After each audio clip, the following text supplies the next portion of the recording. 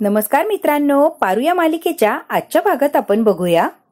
पारूने मारुतीला घट्ट अशी मिठी मारलेली असते आणि खूप रडायला लागलेली असते. अरे किती दिवसांना आला आपल्या लेकीला भेटायला, काय हे बा, कसा आहेस बा तू? डोळे भरून ती बाला बघत असते. बा बरोबर बोलत असते तोपर्यंत आदित्यने पाणी आणलेलं असतं मारुतीसाठी. आता डोळे पुसते, स्वतःला सावरते आणि मारुतीला बसायला सांगते. तोपर्यंत आदित्य पाणी घेऊन मारुतीच्या समोरच उभा राहिलेला असतो. ती आता पाणी घेत नाही, नको असू दे. ती म्हणतो हे तुमच्याकरता आणलंय. पारू म्हणते काय बा? म्हणते बा मी लई खुश आहे बघ आज. बिचारी रडत असते आणि बा बरोबर बोलत असते. तिला खूप आनंद झालेला असतो. पारू म्हणते बा तू कसा आहेस, गणू कसा आहे, सांग ना मला, सांग ना बा. माझी वैजू कशी आहे बा? मी बरा आहे पारू, गणी पण बरा आहे, वैजू पण बरी, आम्ही समदे बरे. मी इथं आलो, तू खुश आहे ना? पारू म्हणते होय. पटकन पारूच्या हातातला हात काढतो मारुती आणि मी आता इथं आलो, मला आनंद नाही झाला आणि मारुती खूप रडायला लागलेला असतो. त्याचं त्याला माहिती आणि तो खूप रडत असतो. आता पारूला प्रश्न पडतो की हा का रडतोय. पारू म्हणते बा असं का बोलतो, का नको बोलू? समज तुझ्या हट्टापायी झालंय पारू, तुझा हट्ट कुठपर्यंत घेऊन आला जरा बघ, काय अवस्था आहे तुझी. त्या तुमच्याकडे 2 वेळेला खायला अन्न आहे, चांगले कपडे आहेत तुम्हाला घालायला, काय पारू तुमच्याकडे काय हालत केली आहे पारू? काय करतं तुझ्या नवऱ्याने तुला इथं आणलं का असं हालाखीत जगायला, उपाशी राहायला? ती रडत असतो आणि मारुती आता आदित्यला प्रश्न विचारतो, काय हालत करून ठेवली मायपोरीची? पारू रडत असते, डोळे पुसते. हे बघ बा, तू समजतो तसं काही बी नाहीये, आम्ही सुखात आहोत, एकदम मजेत. मारुती म्हणतो पारू, जगातल्या प्रत्येक बापाला आपली पोरगी सुखात असावी असंच वाटत असतं आणि ते स्वप्न नेहमी त्यात तो बघत असतो की माझी पोरगी सुखात राहावी. त्या बापाला आपली पोरगी दारिद्र्यात जगतीये असं बघायला आवडेल. तूच सांग पारू, तुझ्या नवऱ्याने लग्नात शपथा घेतल्या, वचनं दिली, लग्नानंतर पाळलीत का? निभावली सगळी वचनं? वचनं शपथा निभाव्या लागतात, बायकोची काळजी करावी लागते, ना की असं दरिद्री आयुष्य द्यायला लागतं, सुखात ठेवायला लागतं बायकोला. आता मारुती चिडलेला असतो. 2 वेळचं साधं अन्न खायला मिळत नाही तुला इथं, पारू काय अवस्था आहे तुझी? पण तेव्हा असं खरंच काही नाहीये, उगाच तू गैरसमज करून घेतोय, काय बी नाहीये असं. सगळ्या गोष्टींमध्ये यांची काही बी चूक नाहीये, मी तुला आत्ताच सांगते बा. मी खरंच सुखात आहोत बा, विश्वास ठेव माझ्यावर. मारुती म्हणतं खरंच तुम्ही सुखात आहे? पारू तुम्ही सुखात आहे? पटकन पारूचा हात घेतो आणि म्हणतो तुझ्या हातातल्या बांगड्या कुठे? पारूच्या हातात सोन्याच्या बांगड्या असतात, त्या बांगड्या नसतात. बांगड्या कुठे पारू? बांगड्या तुझ्यासाठी किती महत्वाच्या आहे हे मी तुला सांगणं गरजेचं आहे का पारू? तुला माहिती आहे त्या किती महत्वाच्या आहेत? या संसाराकरता आज बांगड्या गेल्या, काही दिवसांनी मंगळसूत्र सुद्धा इकशील ग पारू. घरात जे जे काय आहे ते इकायचं आणि 2 वेळेला गिळायचं, याला संसार, याला सुख म्हणते तू? ती रडत असतो आणि पारूला प्रश्न विचारत असतो. पारू सुद्धा थक्क झालेली असते, आता उत्तर काय देऊ? मारुती चुकीचं काही बोलत नसतो, बाप या नात्याने तो बरोबरच बोलत असतो. आदित्यला खूप वाईट वाटत असतं. त्याने काही सामान आणलेलं असतं, काही पैसे देतो पारूच्या हातात, हे ठेव, संसाराला कामं येतील. मी बांगड्या सोडवायच्या आधी. बा हे काय बोलतोय? मारुती म्हणतो मला माहितीये, बांगड्या विकल्या नसतील, गहाण ठेवल्या असतील, आधी बांगड्या सोडून आणायच्या. पैसे दे आणि बांगड्या सोडून आण म्हणा, लगेच दे पैसे. आदित्य म्हणतो माझ्याशी बोला की डिरेक्टली. पारूला कसं ऐकवताय सगळं? पारूचा काय संबंध? माझ्याशी बोला. मामा तुम्ही विसरताय, मी अहिल्यादेवी किर्लोस्करांचा मुलगा आहे. म्हणते आदित्य सर, मला माझ्या जबाबदाऱ्या चांगल्याच कळतात मारुती मामा. माझ्या बायकोचं पोटही भरू शकतो आणि गुण्या गोविंदाने तिच्याशी संसारही करू शकतो. इथं आलात ना त्याबद्दल खरंच आनंद आहे मारुती मामा. आता आदित्यने हात जोडलेले असतात. ज्या पद्धतीने तुम्ही पारू सोबत बोलताय ना ते मला अजिबात पटत नाही. आदित्य आता खूप काही बोललेलं असतो, त्याच्या मर्यादेत राहून आणि व्यवस्थित असा बोललेला असतो. पारू आता ते पैसे हातातले घेते आणि मारुतीच्या हातात ठेवते. मारुती समजून घेतो पारूला हे पैसे नकोय, तिचा स्वाभिमान महत्वाचा आहे. शेवटपर्यंत मारुतीला सांगत असते आम्ही खरंच सुखात आहोत, आम्ही खरंच सुखात आहोत. पारूच्या घरात अन्नाचा दाणाही नसतो तरीही बाप्पासमोर सांगते की आम्ही सुखात आहोत. आदित्य सरांबरोबर मी आनंदी आहे. पारू रडायला लागलेली असते. बा माझी अजिबात काळजी करू नको, खरंच मी सुखात आहे, मी तिकडे नाहीये ना, तू फक्त माझ्या देवी आईची काळजी घे. मारुती आता अजून रडायला लागलेला असतो. बरोबर किर्लोस्करांची सून शोभतीये पारू, बरोबर किर्लोस्करांची सून शोभती आणि मारुती रडत असतो. इथं काय हालत आहे स्वतःची, काय हालती जगतीये तू, ते सोडून सासरच्या लोकांची काळजी समधी काय पारू? तिने आता हात जोडलेले असतात. देव करो आणि तुम्हाला दोघांना लवकर सुदबुद्धी मिळो, सद्बुद्धी मिळो, लवकर लवकर. पारूच्या डोक्यावर मारुतीने हात ठेवलेला असतो. पारू आणि मारुती आल्यापासून जे रडत असतात ते मारुती निघून गेला तरी पारू रडत असते आणि मारुती सुद्धा रडत रडतच निघून गेलेला असतो. तिच्या डोक्यावर हात ठेवतो, येतो असं म्हणतो आणि तो गेलेला असतो. पारू आता मारुती खूप लांब गेलेला असतो तरी त्याला बघतच असते आणि डोळ्यातलं पाणी काही थांबत नसतं पारूच्या. सारखी पारू रडत असते आणि त्या दाराकडे बघत थांबलेली असते. तिच्या मागे चाललेली असते तर पटकन आदित्य हात पकडतो आणि तिला जागेवरच थांबवतो. ते पटकन तिला सॉरी म्हणतो. आदित्य स्वतःच्या डोळ्यातलं पाणी पुसतो. सॉरी मी चुकीचं बोललो ना मारुती मामाला. कान पकडून सॉरी म्हणतो आदित्य पारूला. पारू काही एक बोलत नाही, खाली बघून घेतलेलं असतं आणि कान पकडलेला असतो. त्याचा हात आता खाली घेते आणि त्याच्याशी एक शब्दही बोलत नाही. तो आता डोळे वगैरे पुसतो आणि स्वतःला सावरतो. आदित्य म्हणतो पारू एक लक्षात येते का, मारुती मामा आपल्या घरी आला होता. कसा येऊ दे काही येऊ दे पण तो आपल्या घरी आला हे लक्षात घे पारू. आदित्य आणि पारू आता हसायला लागलेले असतात. एनिवे मामाने जो किराणा आणलाय त्यातून बनव मुगाची खिचडी. दोघेही आता हसायला लागलेले असतात. आदित्य म्हणतो तू खिचडी बनव तोपर्यंत मी आलो. डोळे वगैरे पुसतो, स्वतःला सावरतो आणि तो बाहेर चाललेला असतो. आलोच ग, लगेच आलो मी. कुठे चाललाय तुम्ही? आदित्य म्हणतो हे बघा आत्ता सांगू शकत नाही पण आजीसाठी गिफ्ट आणायला चाललोय असं समज. लगेच येतो पारू मी. आदित्य आता काही काहीने निघून गेलेला असतो. पारू म्हणते लवकर या. पारू सुद्धा आदित्य गेला तरी बघत असते. तिच्या डोक्यात नेहमी काळजी आणि काळजीच असते. आदित्य एक पत्ता घेऊन आलेला असतो. बरोबर तिथे येऊन पोहोचतो आणि खूप पॉश एरिया असतो. आदित्य म्हणतो मुलगा इतका चांगल्या ठिकाणी राहतो मग आपल्या आईला असं वाऱ्यावर का सोडलं असेल. दरवाजाच्या बाहेर उभा राहूनच आदित्य आता हा विचार करत असतो. खरंच तो छान एरिया असतो आणि तो एरिया बघून तर लक्षात येतं परिस्थिती एकंदरीत चांगली असणार. मग आईला का वाऱ्यावर सोडलं आदित्यला प्रश्न पडलेला असतो. आदित्य बेल वाजवतो. एक माणूस बाहेर येतो. काशीनाथ मस्के. तो माणूस म्हणतो हो सर इथेच राहतात, आहे की आत? भेटायला बोलवलं होतं, मी भेटू का त्यांना, जाऊ का? आदित्य आता आतमध्ये गेलेला असतो त्या माणसाला भेटायला. आदित्य आता आतमध्ये येऊन बसलेला असतो. त्या आजीचा नातू असतो तो फोनवर बोलत असतो. आदित्य बसलेला असतो आणि त्या मुलगा काय बोलतो हे ऐकत असतो. घर खूप छान असतं. आदित्य बघतच राहिलेला असतो घर. मुलगा आता फोनवर बोलता बोलता म्हणतो एक मिनिट थांबा आणि आदित्यला म्हणतो बोला कुणाला भेटायला आलात तुम्ही, काय काम होतं? आदित्य म्हणतो मी काशीनाथ मस्के यांना भेटायला आलोय. तेवढ्यात काय काशीनाथ मस्के आलेला असतो. हो मीच, बोला की माझ्याजवळ काय काम होतं तुम्हाला? आदित्यच्या समोर तो काशीनाथ असतो तो येऊन बसलेला असतो. तोही खूप पॉश असतो. आदित्य म्हणतो सॉरी तुम्ही इथेच आहात, मग आईला कधी भेटायला का नाही आलात? तो जो माणूस असतो तो म्हणतो एक एक एक मिनिट, तुम्ही कशाबद्दल कुणाबद्दल बोलताय जरा सविस्तर सांगाल आणि मला कळेल असं सांगा. तुम्ही एकदम काय प्रश्न विचारताय, मला काही कळत नाहीये. कशाबद्दल काय जरा विस्कळीत करून सांगा म्हणजे मला कळेल तुम्हाला नेमकी मला काय प्रश्न विचारायचाय. कुणाबद्दल बोलताय सांगता का जरा? आदित्य म्हणतो देवी अक्कांबद्दल बोलतोय मी. आता आलाय का लक्षात कशाबद्दल काय आणि कुणाबद्दल बोलतोय? तर देवी अक्काबद्दल बोलतोय मी. आजीचा जो नातू असतो तो फार उद्धट असतो. एक्सक्यूज मी, कोण आहात तुम्ही आणि इथे काय करता? आमच्या घरात काय काम आहे तुमचं? आणि येऊन असे डिरेक्टली प्रश्न काय विचारताय? ए आमचा त्या म्हातारीशी काही एक संबंध नाही, या इथून लगेच निघून जायचं. आदित्य म्हणतोय आजी येणारी तुझी आणि तिच्याबद्दल असं बोलतोय? बोलायचं तरी कळतं का तुला? आजी बरोबर आजी विषयी असं बोलतोय या भाषेत? कोणती आजी, कशी आजी आणि काय कामाची आजी? गेल्या वेळेला माझ्या बाबांच्या नोकरीसाठी चाळीतलं घर विकायला सांगितलं तर नाही म्हटली. थेट नकार, काहीही झालं तरी घर मी विकणार नाही. आमचा आणि तिचा काही एक संबंध उरलेला नाहीये त्यामुळे तिच्याविषयी आम्हाला काय सांगायचं नाही, तुम्ही गेलात तरी चालेल. आजीचा मुलगा म्हणतो तुमचा इथे येऊन काही एक उपयोग झालेला नाहीये, प्लीज तुम्ही जाऊ शकता आणि मलाही वेळ नाहीये तुमच्याबरोबर बोलायला किंवा वाद घालण्यात. चला तुम्ही गेलात तरी चालेल. आदित्यला डायरेक्ट दोघांनीही सांगितलेलं असतं की इथून निघून जावं. आदित्य म्हणतो एक मिनिट तुमच्यात काय घडलंय कसं घडलंय मला खरंच माहित नाही किंवा मला त्याचं जाणूनही घ्यायचं नाहीये. या क्षणाला महत्वाचं काय ते सांगण्याचा प्रयत्न करतो. आजीची तब्येत अजिबातच नीट नाहीये, खूप बिघडलीये. आजी अगदी शेवटच्या घटका मोजताय असं म्हटलं तरी काही हरकत नाहीये. त्यामुळेच तुम्हाला भेटायला मी आलो आवर्जून, कारण त्या फक्त तुमचंच नाव घेत आहे आणि तुमचाच ध्यास धरलाय त्यांनी. कधी माझ्या मुलाला भेटेल नातवाला भेटेल एवढीच काय त्यांना आस लागलीये. डॉक्टरांनी अगदी त्यांचे घरी जाऊन त्यांचे फक्त सेवा करा एवढं सांगून हॉस्पिटलमधून सोडून दिलंय. आजीला फक्त मुलाला भेटायचंय एकदा म्हणून मी तुम्हाला निरोप द्यायला आलोय, तोही शेवटचा. आजीचा मुलगा लगेच पाघळलेला असतो. काय झालं आईला? नातू म्हणतो अहो बाबा काय हे, काही उद्या म्हातारीला आपल्याला काय करायचंय?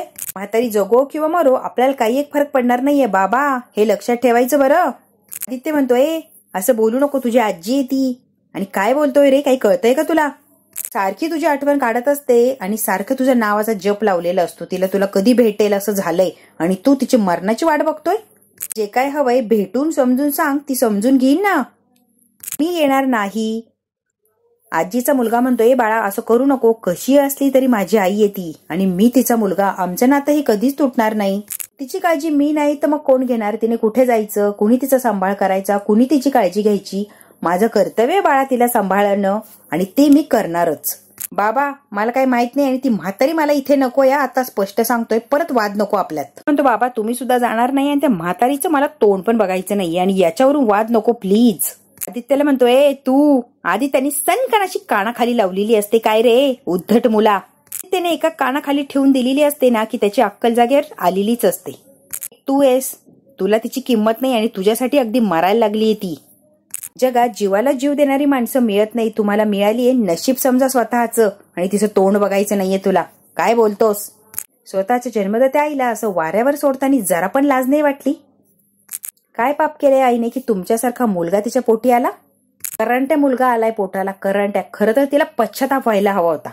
आता आदित्य समोर हात जोडतो, सॉरी, खरंच माझं चुकलं, खरंच चुकलं, माझी चूक मला कळालीये, खरंच मला माफ करा. माझे डोळे उघडले, मी म्हणतोय ना माझी चूक झाली, मला यायचंय माझ्या आईला बघायला.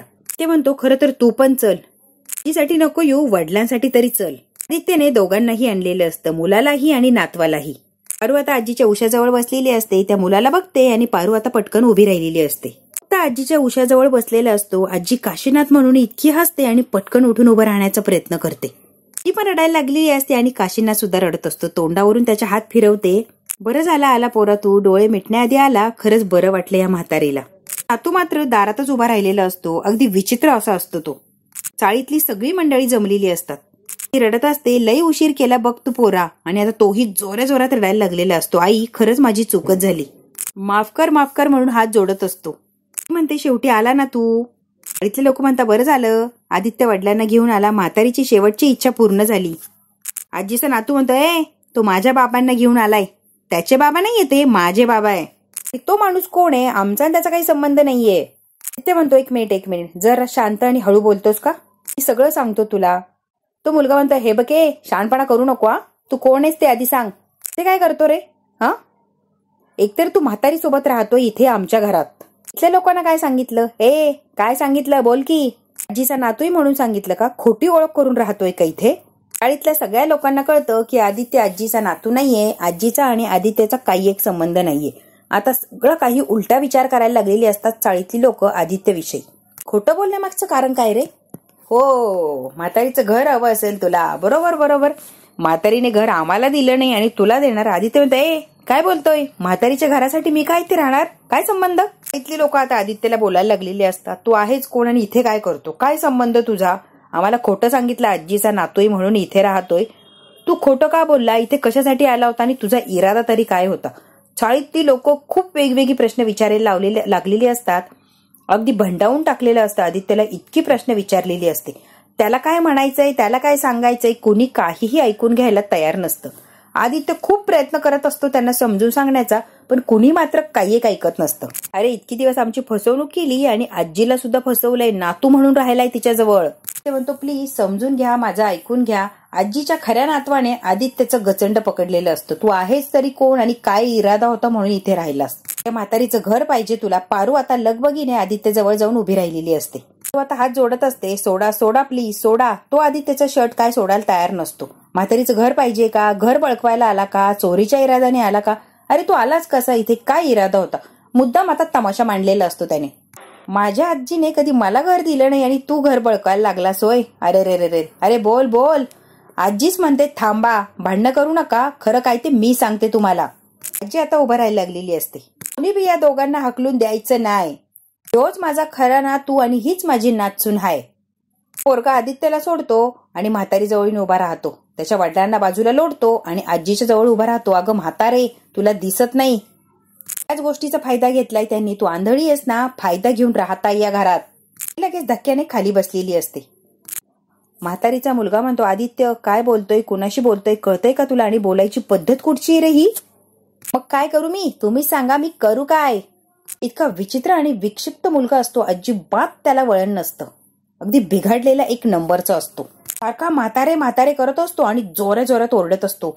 खरा नातू नाहीये तो, खरा नातू मी आहे, सख्खा नातू. जी आता सावरत उभी राहते आणि त्या मुलाचा गाल कुठे ते बघते. सटकन अशी कानाखाली दिलेली असते की बस. त्याने इतक्या वेळ जी बडबड केलेली असते त्याचं उत्तर आजीने एक कानाखाली देऊन टाकलेलं असतं. आजी म्हणते वा, माझा जीव चालला होता तेव्हा कुठं होता, आत्ते नाती सांगायला आला, आत्ता आजी, आत्ता सगळी नाती जागी झाली का. इतके दिवस कुठे गेला होता? ते आता आदी आणि पारूला जवळ बोलवते. ते सुद्धा लगेच लगबगीने आजीकडे चाललेले असतात. आजीच्या मुलाने त्याच्या आदित्यला ओढलेलं असतं आणि भिंतीच्या कडेला उभं राहतो. एकदम चुपा, एक शब्दही बोलायचा नाही, एकदम शांत उभं राहायचंय. आता आदित्य येतो आणि आजीला म्हणतो, काय ग आजी? आदित्यच्या खांद्यावर हात ठेवते. आजी म्हणते, ह्योच माझा खरा नातू आहे. पण आता यानेच निभावलंय निस्वार्थीपणे, कुठलाही स्वार्थ नाहीये या पोराचा. जेव्हा मला गरज होती ना तेव्हा ह्योच माझ्या जवळ होता, यांनीच मला सांभाळलं, यांनीच माझी काळजी घेतली. तेव्हा कुठं होतास? फक्त रक्ताचं नातं असून चालत नाही रे, निभावावी लागतं. पण तुम्ही निभावलं नाही, तुम्ही मला वाऱ्यावर सोडून गेले. आदित्यने ते नातं निभावलंय सख्या नातू असल्याचं आणि हिने नाचुनेचं कर्तव्य बजावलंय. पुन्हा पुन्हा तेच सांगत असते, माझा हाच खरा नातू आहे, ह्यो माझा नातू नाहीये, हाच माझा आदी आहे. आदित्य आता हात जोडतो, म्हणतो, आजी मला माफ करा, माझं चुकलं, ही लोक खरं बोलताय, मी तुझा नातू नाहीये. पोरा, तुला काय वाटलं डोळ्याने दिसत नाही म्हणून माणसं ओळखता येत नाही? मला माहितीये, त्या पहिल्या दिवसापासून मी तुला ओळखलं होतं की तू माझा नातू नाहीयेस. ते आता सगळ्यांना म्हणते, तुम्हाला माहिती आहे का ह्यो कोण हाय? सगळे म्हणतात, नाही, हा आपल्या अहिल्यादेवी किर्लोस्करांचा मुलगा आहे, आदित्य किर्लोस्कर. आजीने धक्कादायकच बातमी दिलेली असते. आजीला पहिल्या दिवसापासून माहिती असतं आदित्य हा अहिल्यादेवी किर्लोस्करांचा मुलगा आदित्य किर्लोस्कर हाय. सगळ्यांच्या पायाखालची जमीन आता सरकलेली असते. एवढं मोठं सत्य! इथली सगळी लोक आता एकमेकांकडे बघायला लागलेली असतात आणि कुजबूज करायला लागलेली असतात. त्यांनी आपली चाळ वाचवली, त्यांचा मुलगा आहे हा आदित्य किर्लोस्कर. आपलं पुनर्वसन केलं त्याच अहिल्यादेवी, त्यांच्यामुळे आपण रोजगार कमावतो ना, त्यांचा मुलगा आहे हा. आदित्यबद्दल सगळी काही माहिती आजीला आधीच असते. त्यासाठी हा राजकुमारच आहे. तर तो झोपडीत राहिला पण त्याची कधीच कदर केली नाही. जे आता आदित्य किर्लोस्कर असं म्हणते आणि त्याला हात जोडते. मी आमचं मालक हात, आणि आजी आता रडायला लागलेली असते. आदित्य आजीचा हात पकडतो. आजी हे काय बोलतीयस तू? झोपडीत राहिला. आता आदित्यही रडायला लागलेला असतो आणि आजीही रडत असते. आजीला पहिल्या दिवसापासून आदित्यची ओळख असते, तरीही ती काही दाखवत नाही की मी तुला ओळखते. आम्ही आभार मानायला हवे. आदित्य पटकन आजीच्या पायाजवळ बसतो. आजीला आता जवळ घेतलेलं असतं. आदित्य खूप रडत असतो. सगळ्या चाळीतल्या लोकांना आश्चर्याचा धक्काच बसलेला असतो. एवढ्या मोठ्या अहिल्यादेवी किर्लोस्करांचा मुलगा आहे हा आदित्य किर्लोस्कर, तरी पण गरिबासारखं राहिला आणि गरिबासारखं जीवन जगला. मारुती आता घरी आलेला असतो आणि मारुतीला पारू आणि आदित्य काय बोलत असतात ते सगळं काही ऐकलेलं असतं. घरात काही पण सामान नाही आणि माझ्याकडचे सगळे पैसे संपले. आता खिचडी भात बनवायला सुद्धा आपल्याकडे पैसे नाहीयेत.